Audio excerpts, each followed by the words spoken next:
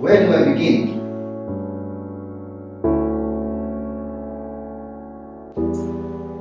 I was born and raised in Queen Street back in the late 50s and early 60s. The old Queen Street was full of vices: gambling, prostitution, transvestite activities, opium dens, etc. I was a very naughty boy when I was young in those days and was always looking out for excitement and doing stupid things. I remember I had my first puff of a cigarette at the age of around 7 or maybe 8, I think. And for that I got a very severe whacking from my dad when I was caught red-handed. I studied in Anderson Secondary School from 1971 to 1974. I wasn't a very bright student. Amazingly, I did manage to gain acceptance into Ngee Technical College. To make my dad happy, I chose Ngee to study shipbuilding and repair technology.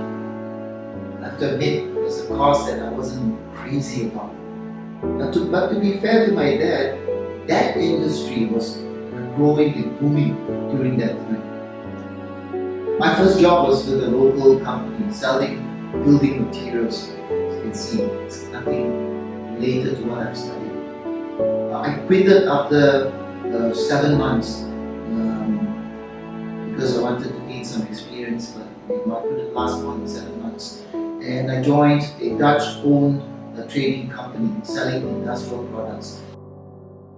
My life is quite colorful, perhaps a little too colorful. But I'm not done yet. You will probably fall off your chair if I tell you, what I'm doing now. I'm now a pastor. Well, let me share with you another part of my life. As a young child, I was always excited when I visited Hauptvilla. Strangely enough, I became conscious of moral activities after I went through the 10 gates or the 10 courts of hell at the Hauptvilla. It left a very deep and fearful impression in my heart. When I was in my late 20s, I reflected on my own life, all my activities, all my wrongdoings, and all the things that were happening around me and around the world. The wars, the destructions, the corruption of the people in power, the sufferings of innocent people, etc.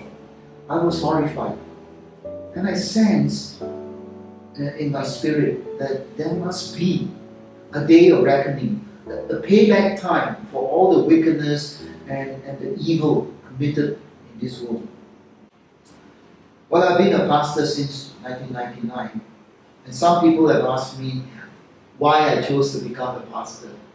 Well, I need to clarify this. I did not choose to become a pastor. I was appointed to be a pastor by my late senior pastor, who was also my spiritual father and teacher. When he approached me, it really took me by surprise, when I was asked to consider the appointment. He was a very good and very patient teacher. He did not force it on me, but he merely asked me to go pray about it, that is to consult God directly, which I did. So I'd like to make this clear, I did not ask or apply to be a pastor. I was appointed to be a pastor. It was a divine calling, not of my choice. Every member of the church is a sheep, and the pastor is fully responsible for the life and the spiritual well-being of every sheep. And he has to know, for example, when a sheep is sick or injured or lost. And that is by no means an easy job, especially if you have a large, congregation of say 1,000 members. How do you know each and every one personally? That is a great challenge. It is a great challenge. So to cut the story short, my becoming a pastor is surely not something of my own doing, and it's definitely not of my own planning. But for all these years, in spite of my background, I know that God never look down on me, although He's up there. And He gave me an opportunity to turn around in life and to do something spiritually good.